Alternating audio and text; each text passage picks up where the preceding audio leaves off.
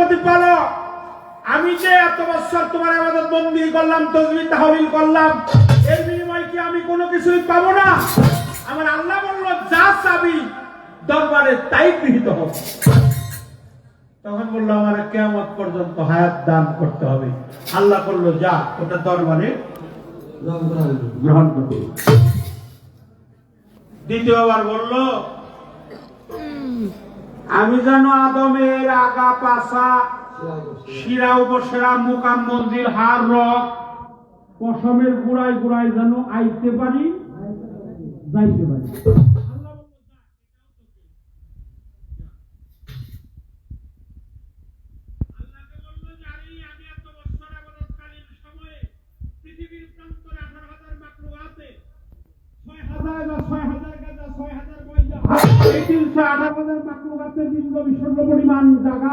আমি মকরম সেজদা দেওয়ার জন্য বাকি রাখি নাই, আমার জায়গায় যেন সেজদা না দেয়। তোমার আদম যেন আমার জায়গায় সেজদা না দেয়। যদি ওই সেজদা দেয়, তাহলে ওই সেজদার মালিক হবো আমি। তোমার আদমরে কয়ে দাও, সে যেন আমার জায়গায় সেজদাটা না দেয়। আল্লাহ তাআলা মহান রব্বুল আলামিন ওরে আল্লামুল মালাইকা, ওরে শয়তান, ওরে আবাতিল, ওরে ইবলিস, আমার আদম যে জায়গায় সেজদা দিব, সে জায়গা তুই দেহছি না।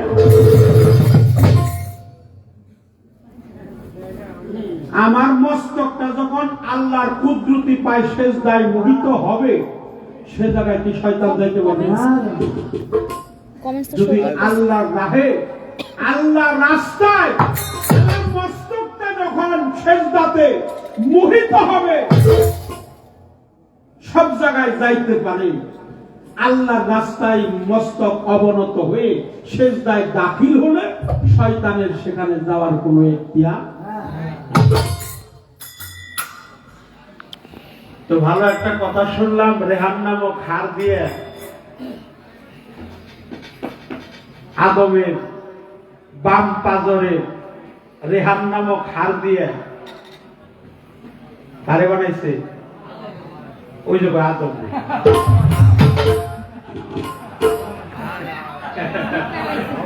আদমের পাখা দিয়ে কি আদমরে বানায়? তা কয় নাই কিন্তু আঙ্গমা। আঙ্গমা কইছে যে আদমের রেহান নামক হাড় দিয়ে আর বাম পাজরের, মানে বাম পাজরের একটা রেহান নামক হাড় দিয়ে বানাইছিল হাওয়ারে। এই বুকের মধ্যে যে থুতু লাগছিল শয়তানের, এই জায়গায় থেকে থুতুটা তুলে নিল, সেখানে একটু দাগ হয়েছে, কিছু মাটি থুতুর সাথে আইছে। তাতে কি হয়েছে? পুরুষের এই বুকে একটু নিচে। আচ্ছা, রেহান নামক হাড় যে নিল, কাটলো, যে এনে একটু দাগটা থাকবো না?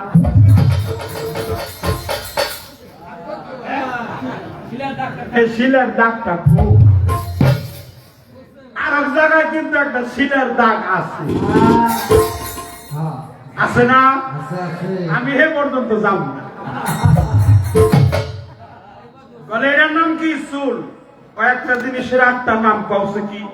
কয়টা কি? চুল, কয়টা ভুরু, এটা চোখের পিসি, এটা মুছ, এটা দাড়ি, এটা বুকের পশম, এটা বগলতলার পশম।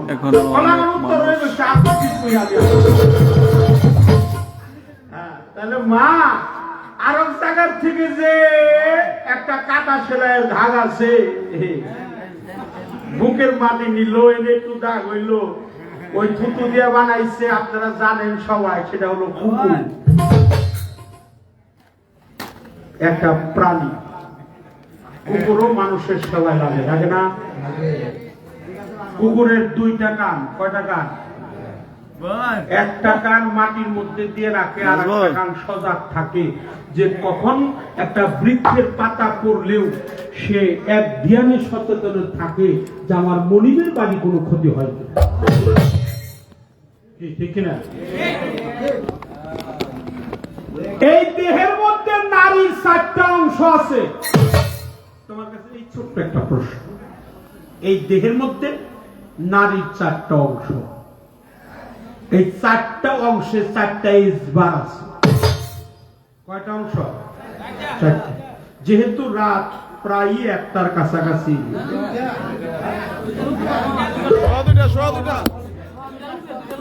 এই জন্য মা তোমাকে যেহেতু এই নারী মানে হাওয়া, আপনারা পড়ছেন কিন্তু হাওয়ার উপরে, এটা কিন্তু সঠিক কথা।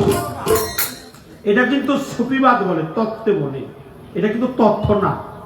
আমরা জানি আমরা মাটির মধ্যে বসছি, মাটি, কিন্তু মাটিও একটা জিনিসের উপর ভর করে, সেটা হলো হাওয়া, ঠিক কিনা? এই জন্য এই দেহের মধ্যে নারী বা হাওয়ার চারটা অংশ আছে, চারটা অংশে চারটা ইজবার আছে। এই চারটা অংশের নাম কি, চারটা ইজবারের হাকিকত গুলা কি, এটা তোমার কাছে আমার প্রশ্ন। আমি একটা গান আমার আদম তত্ত্ব পালা থেকে করে একটু ভাবের দেশে যাওয়ার জন্য সকলেই আমরা যেন একটা ভাবের দেশে যেন যাইতে পারি। লালন সাইজির একটা গান করব, এই আদম তত্ত্ব একটা লালন সাইজির গান গাওয়ার চেষ্টা করবো। তুমি বিচ্যুতি হলে সকলেই ক্ষমা করে দেবেন।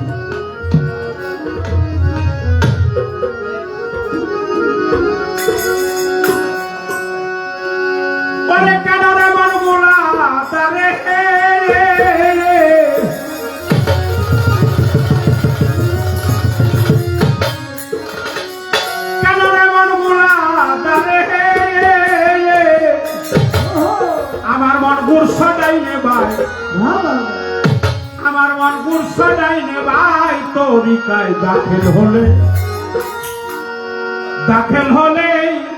সকল জানা যায়, তরিকায় দাখিল হলে সকল জানা যায়।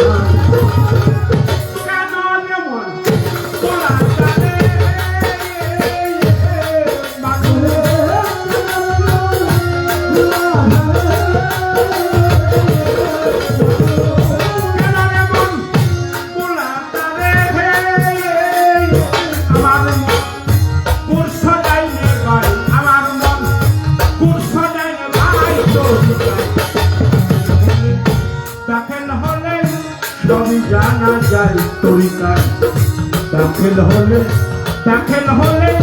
সবই জানা যায়।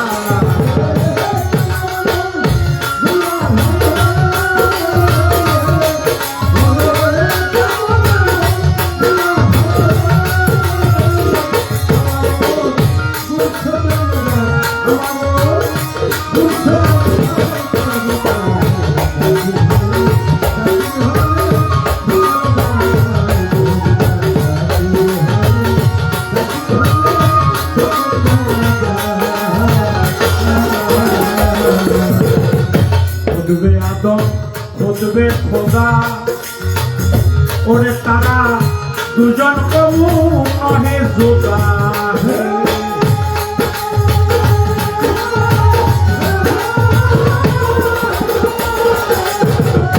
আরে মানুষ খুঁজবে আদম, খুঁজবে খোদা, তারা দুজন কবু নহে জোদা।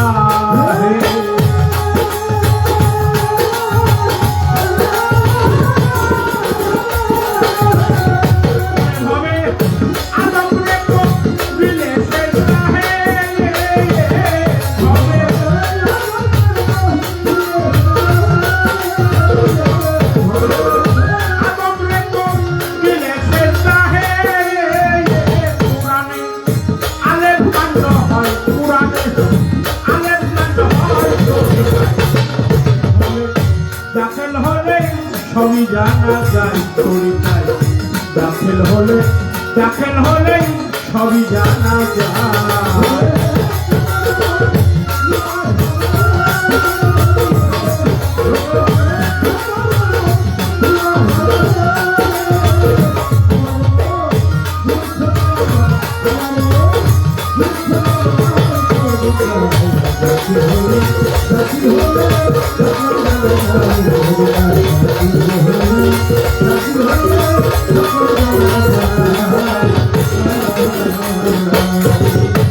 আওয়ালে বিসমিল্লাহ বর্ত মূল জানো তার একটি অর্থ।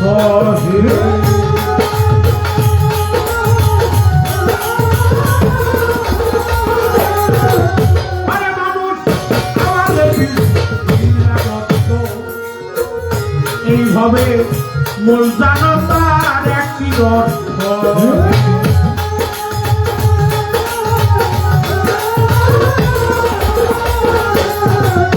এইভাবে নিগুমে ভাই আছে সত্য হে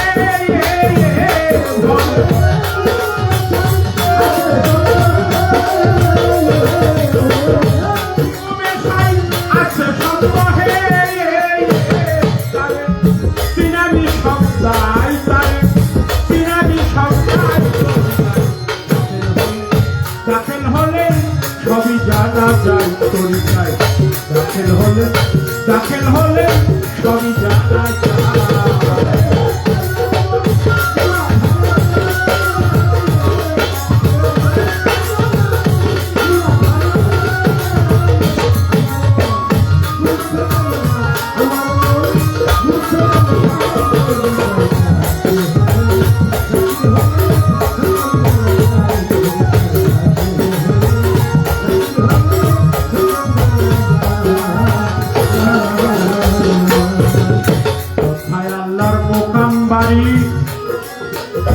আদম হয় তার প্রথম সিঁড়ি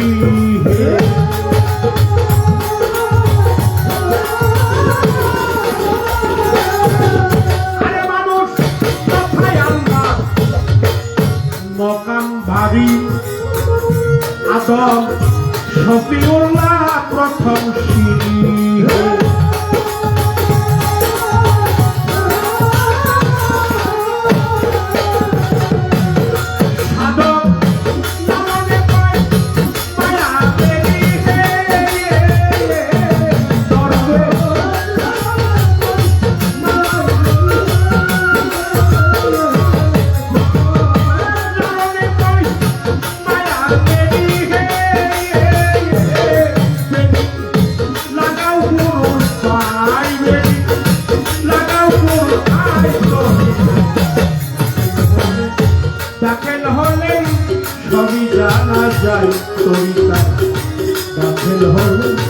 দাখিল হলে সবই জানা যায়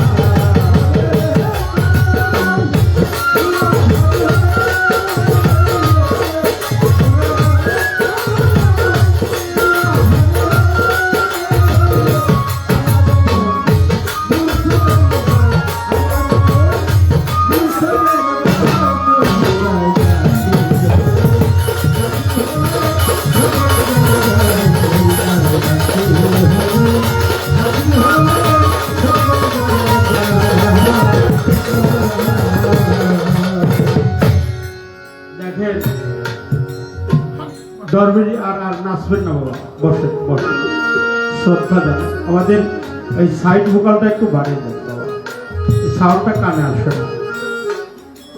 লালন সাইজি কেমন বাণী তার কলমে লিখছে, কেন এমন ভোলা ধারে আমার মন গুরস গাইলে ভাই তরিকায় দাখিল হলেই সকল জানা যায়। খুদবে আদম খুদবে খুদা, আল্লাহ স্বয়ং মহান রব্বুল আলামিন তারা দুইজন কবু নহে খুদা। আদম রে করিলে সেজদা কোরআনে আলেফ মান্য হয়। আওয়ালে বিসমিল্লাহ সত্য, মূল জানো তার একই অর্থ। নিগমের সায় আছে সত্য, তার চেরাবি সন্ধান। যথায় আল্লাহর মুকাম বাড়ি, আদম হয় তার প্রথম সিঁড়ি। সাধক লালন বলে মায়ার বেরি, মনের বেরি, ওই বেরিটা লাগাও পীরের পা। তাই পীরের পায়ে লাগাবো। অলিয়াল মুর্শিদ, হাক্কানি সুন্নি আলেম, যারা নায়েবে নবী, মুর্শিদের প্রেমে যারা সর্বস্ব ধন অর্পণ করে দিয়েছে। আমার বদরশা কাশ্মীরি আল্লাহওয়ালা, আল্লাহর অলি, আল্লাহর জাতের সাথে মিশে গেছে, তিনি অমর। আল্লাহর ওলিরা কখনো মারা যায় না, ওনার মাজার শরীফে তারা জিন্দা।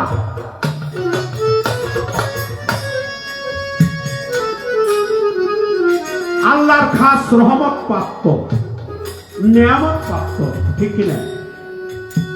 তারা কখনো দুঃখিত নহে, চিন্তিতও নহে। তারা আল্লাহর জাতের কাদিমের সাথে মিশে গেছে। যারা আল্লাহওয়ালা মানুষ, যারা ওলি পর্যায়ের মানুষ, যারা পীর, যারা জ্ঞানী বুজুর্গ, কামিল সিদ্দিকীর মজ্জুমের সালিকি। বাবারা, আমি সবার কাছে ক্ষমা চাই। আপনার মাকে, আপনার বাবাকে স্মরণ করে যদি আপনি 2 ফোঁটা চোখের পানি ফেলেন, এই চোখের পানি কি বিফলে যাবে? কেউ যদি তার মাতা পিতাকে স্মরণ করে, পীর মুর্শিদকে স্মরণ করে 2 ফোঁটা চোখের পানি ফেলে, সেই চোখের পানি কখনোই বিফলে যাবে না। আজকে অনেকেরই মা নাই,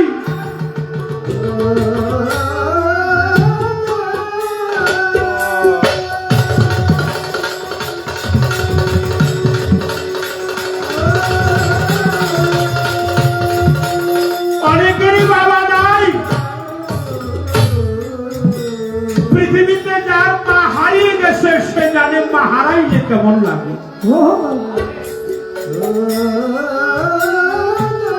যার বাবা হারিয়ে গেছে সে জানে বাবা হারালে কেমন লাগে। যার বাবা নাই তার সামনে যদি আরেকজন তার বাবাকে বাবা বলে ডাকে,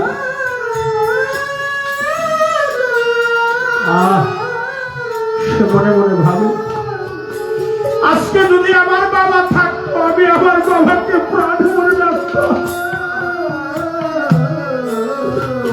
আজকে যদি আমার বাবা থাকতো আমি আমার বাবাকে প্রাণ করে।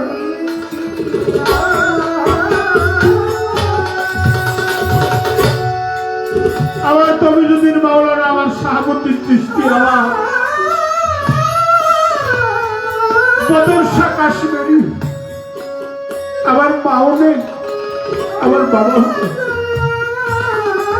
আমার জোড়ার ভাইও নাই, একে একে সবাই চলে গেল রে। আমি কার কাছে যায় প্রাণ জোড়াবো? কোন সন্তান যদি তার বাবার লাশটা কাঁধে নিয়ে থাকে গো, সে জানে ওই লাশটাতে কত ওজন।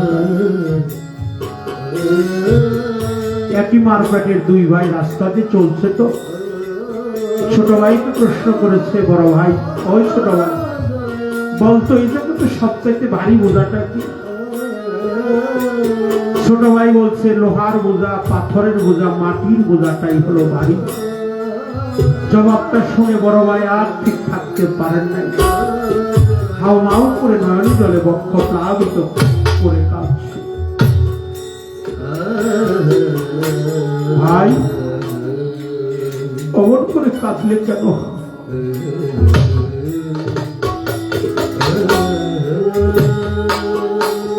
আমার জবাবটা কি সঠিক হয় নাই?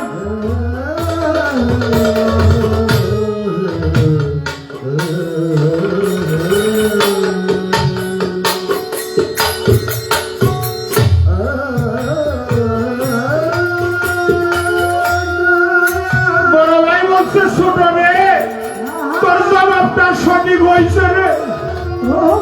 এই জগতে লোহার চাইতেও ভারী বোঝাচ্ছে, পাথরের চাইতেও ভারী বোঝাচ্ছে। তুই বুঝতে পারস নাই, যেদিন আমার জন্মদাতা বাবা আমাকে ছেড়ে চলে গেল, বাবার লাশটা যেদিন আমি কাঁধে নিয়েছিলাম, আমার বাবার লাশটা, আমার তমিজুদ্দিনের লাশটা, আমার বদর শাহ কাশ্মীরি ঘোরাপীর, সেদিন আমার বাবার লাশটা আমি কাঁধে দিলাম, মনে হইল পৃথিবীটা যেন আমার কাঁধের মধ্যে তুমি।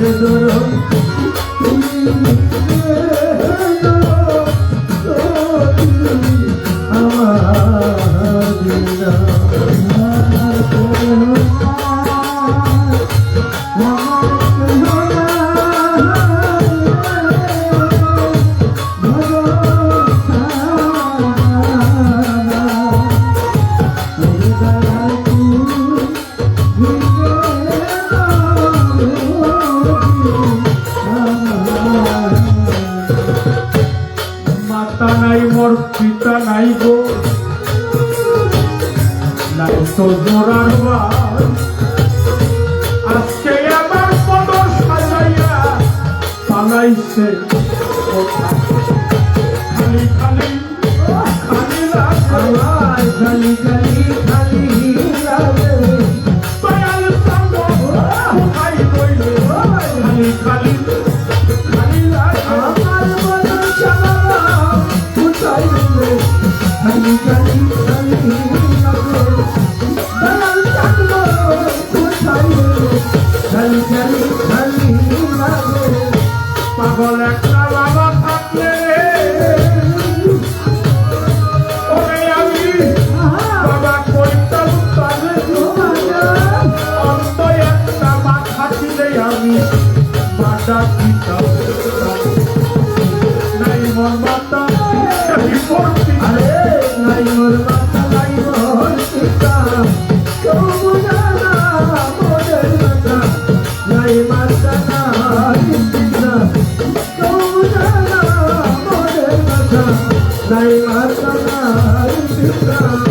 কোথায় আবার টুপের বাড়ি কোথায় ঘরে কোথায় আবার গোড়াপি তোদের সাথে আসবে দেখা দেওয়া বলে খালি খালি খালি লাগে আমার বদর সারণ দয়ালে সে হৌকান্দারে দয়ালে সে হৌকান্দারি এবং আসছে কবেন সানি হাসিব বাবা আমি যেমন আসছে ভগবানি দুরাবি বাবা হৌকান্দারি যেমন আসছে ভগবানি বদর সাহেব হৌকান্দারি কোথায় রইলাম তরিকার ভাই ওরে ভাই আইনা কাছে ভাইয়ের জানে ভাইয়ের জানারে জান মরছে ভাইয়ের জানে ভাইয়ের জানা ভাইয়ের জানে ভাইয়ের জানা তরিকার ভাই জানার বালা ভাইয়ের জানে ভাইয়ের জানা তরিকার ভাই জানার বালা ভাইয়ের জানে ভাইয়ের জানা তরিকার ভাই আসল জানা রে আরে ওরে ভাই আইনা কাছে আই তোর দিকে তাকালে যেন আমার মুর্শিদ দেখে আই রে ভাই পক্ষে আয় পক্ষে লইয়া রাস্তা তোরাই আইনা রে ভাই পক্ষে আমার লোকে লইয়া রাস্তা তোরাই আইনে ভাই পক্ষে আয় মুখে লইয়া রাস্তা তোরাই আইনে ভাই পক্ষে আয় মাতা গেল পিতা গেল রে নজর আর ভাই আজকে আমার বদর সাজাইয়া পালাইছে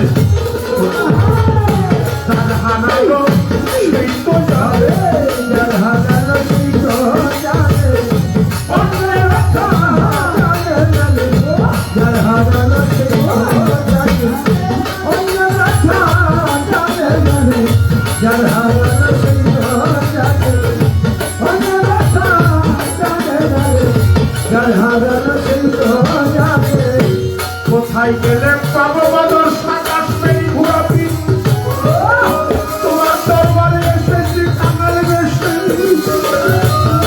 ভিখারি সেজে এসেছি তোমারি দয়ালে সে হৌকান্দারে দয়ালে সে হৌকান্দারি দয়ালে সে হৌকান্দারি দয়ালে সে হৌকান্দারি বদর সাহেব হৌকান্দারি ভগবানি মুর্শিদ হৌকান্দারি ভগবানি দয়ালে হৌকান্দারি তাহার বদর দেখা মাত্র মনে জাগে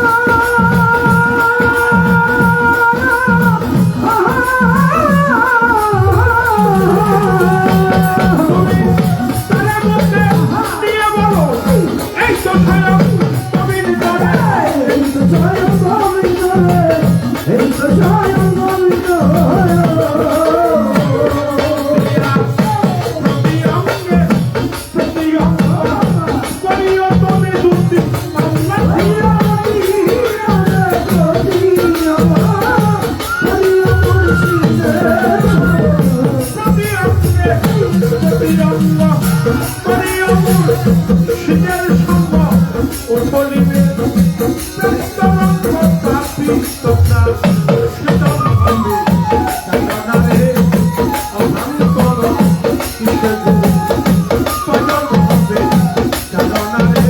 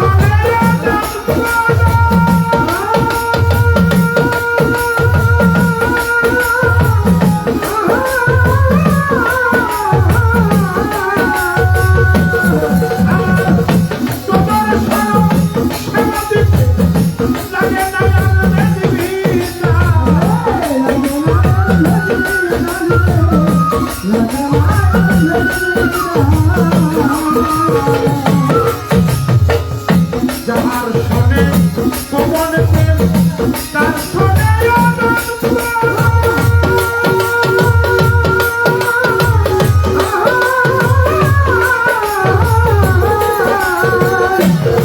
আমার পদর সামাজিক লাগে